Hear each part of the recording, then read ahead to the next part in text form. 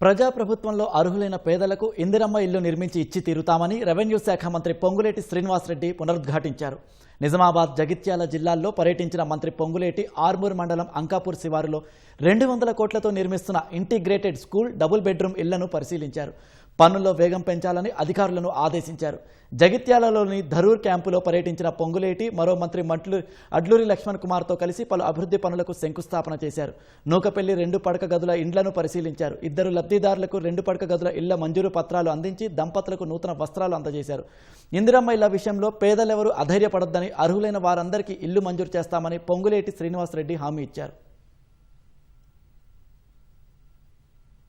ఇందిరమ్మ రాజ్యంలో ఇందిరమ్మ ఇళ్ల విషయంలో నీది ఏ కులమని అడగమని చెప్పాం, నీది ఏ మతమని అడగమని చెప్పాం, చివరికి నీది ఏ రాజకీయ పార్టీ ఏమని కూడా అడగమని చెప్పాం. పేదవాడు అయ్యుంటే చాలు, ఆ పేదవాడికి ఇందిరమ్మ ప్రభుత్వంలో ఇల్లు ఇచ్చి తీరుతాము. తప్పకుండా అర్హులైన పేదవాళ్ళందరికీ ఇచ్చి తీరుతాం. ఎవరైతే అర్హులైన ఉన్నారో రేపో ఎల్లుండో మళ్ళొక పేపర్ నోటిఫికేషన్ ఇవ్వండి. హౌసింగ్ బోర్డు అండ్ కలెక్టర్ ఇచ్చి ఒక 10 రోజుల టైం ఇవ్వండి. వాళ్ళు ఇచ్చిన అప్లై ఎవరైతే గతంలో ఇచ్చిన వాళ్ళు మాకు ఇల్లు రాలేదని అన్న వాళ్ళు ఎవరైతే ఉన్నారో మరొక్కసారి వారిని వెరిఫై చేయండి.